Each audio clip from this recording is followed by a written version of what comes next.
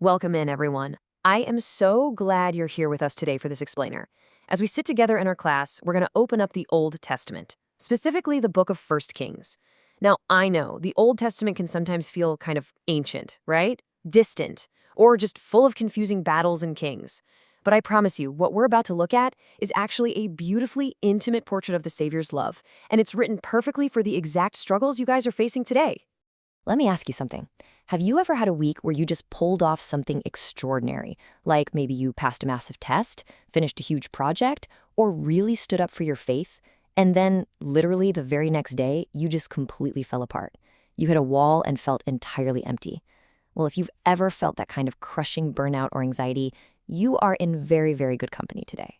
Which brings us to section 1, empty after the victory. The emotional crash of a prophet. This is the exact paradox we see in the life of Elijah, who is easily one of the greatest prophets in the entire Old Testament. Section 2, the widow's last meal, giving when you have nothing left. Okay, let's dive into this. God sends Elijah into a severe famine, specifically to a completely desperate Gentile widow in a place called Zarephath. When Elijah finds her, she's just gathering sticks. He asks her for a little water and a piece of bread, and honestly, her response is just utterly heartbreaking. She looks at him in total despair and says, "As the Lord thy God liveth, I have not a cake, but a handful of meal in a barrel, and a little oil in a cruse. And behold, I am gathering 2 sticks, that I may go in and dress it for me and my son, that we may eat it and die." She is quite literally preparing her final meal. But Elijah asks her to make him a small cake first, promising that God wouldn't let her meal or her oil run out. She acts in faith, and miraculously, the food lasts through the entire famine. And this brilliantly illustrates something absolutely beautiful when you look at the bigger picture. Later in that same story, the widow's son tragically dies, and Elijah actually raises him back to life. It's the very first resurrection miracle in the Old Testament. Now, fast forward 1,000 years. Jesus is walking down a road in Nain, meets a Gentile widow who has just lost her only son and raises him from the dead. Elijah's miracle was actually a 1,000-year-old promise, pointing directly forward to the restorative love of Jesus Christ. He restores what we think is gone forever. Section 3, Fire on Mount Carmel. The exhausting gap of indecision. After 3 long years of drought, it's finally time for a dramatic showdown. Elijah challenges the corrupt King Ahab, calls all 450 false prophets of the idol Baal up to Mount Carmel, stands before thousands of Israelites, and asks them this really piercing question. He says, "How long halt you between 2 opinions? If the Lord be God, follow him, but if Baal, then follow him." Now, the Hebrew word for halting here actually means to limp or to hop between 2 choices. The people were hedging their bets, right? They were trying to worship God and the idols of the world. And for you guys as teenagers today, running a portfolio of partial commitments, like trying to fully please the world while holding on to your faith, is spiritually exhausting. You just can't live in that gap forever. So they hold a test to see whose God will answer with fire. The prophets of Baal go first, and it is a completely empty spectacle. They scream all day, leap on the altar, basically trying to force their idol to act, and there is just nothing. Crickets. Total silence. Then Elijah steps up. He drenches his altar in water, making it literally impossible to light. And he doesn't scream. He just offers a quiet, simple prayer. He doesn't even ask God for a flashy show of power. He just asks God to let the people know he's real so their hearts can come home. And bam, fire falls from heaven. Now, we do need to pause here for a second, because right after this incredible miracle, Elijah orders the execution of those 450 false prophets. It's violent, and honestly, it can be deeply uncomfortable to read. I totally want to validate that feeling for you. In the Old Testament, Israel was a strict theocracy operating under an old covenant where idolatry was treated basically as capital state-level treason that threatened their whole national survival. But here is the beautiful pivot. When we turn to the New Testament, we see Jesus explicitly ending this era of outward judgment. Under the new covenant, Christ doesn't call down fire to execute the wicked. He goes to the cross and absorbs the judgment of sin himself. Moving to section 4, the still small voice. Meeting God in our deepest burnout. So fire just fell from heaven, right? But Elijah's biggest crash is just hours away.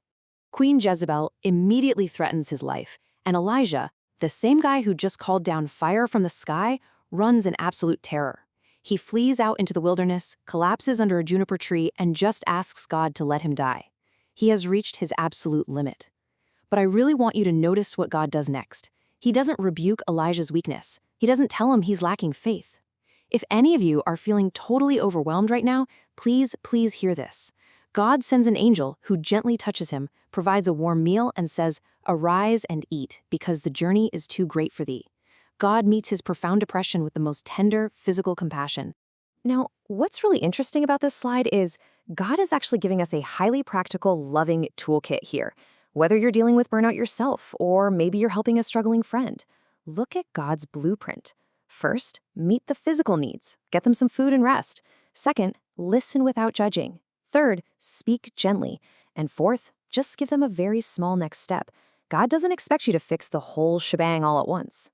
Strengthened by that food, Elijah travels to a mountain cave, and God tells him to stand on the mountain. Suddenly, this deafening wind just shatters the rocks, then a violent earthquake, then a raging fire. But God wasn't in those massive, dramatic events. After all the chaos had passed, came a still, small voice, a thin, gentle silence. You know, that is usually how Christ speaks to us, not in the flashy lightning bolts, but right there in the quiet whisper. And from that whisper, God asks him a simple question. "What dost thou hear, Elijah?"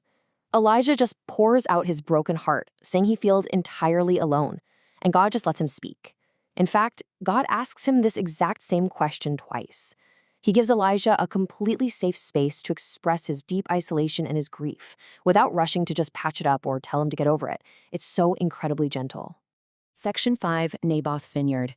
Power, corruption, and the innocent. Let's move to and see how this builds as we look at one final, tragic story of an innocent man. Naboth was an innocent man who politely refused to sell his sacred family land to King Ahab. So Queen Jezebel and her corrupt leaders completely frame him. They bring in 2 false witnesses and execute him, literally just to steal his vineyard. Now, this might seem like just a sad story of ancient political corruption, but notice the scales of justice here. Hundreds of years later, Jesus Christ is brought to trial, convicted on the testimony of false witnesses by corrupt leaders clinging to power, and crucified. God sees the injustice against the innocent. Naboth's story is a direct foreshadowing of the Savior, enduring an unjust trial for us. Section 6, Finding Christ in Kings. He was there the whole time. So the crucial point is, as we read all these intense stories of famine, fire, and exhausted prophets, we're actually looking at intimate portraits of Jesus Christ. He was hidden in the text the entire time. Look at how flawlessly the Old Testament stories map onto the Christ connection here. The widow's son points directly to Christ raising the dead. Halting between opinions, that points to Christ teaching us we can't serve 2 masters. The angel feeding an exhausted Elijah shows us Christ's own tender pastoral care. See, these scriptures aren't just some dusty history book. They were designed specifically as a survival guide for your modern struggles today. I want to leave you with this final, provocative thought as we close our explainer today. When the noise of the world gets way too loud, and when you're feeling just as burnt out and empty as Elijah under that juniper tree, will you stop running, get quiet, and let him meet you in the whisper? I promise you, his grace is waiting for you in that stillness. Thank you so much for joining me today, my friends. Have a truly wonderful week.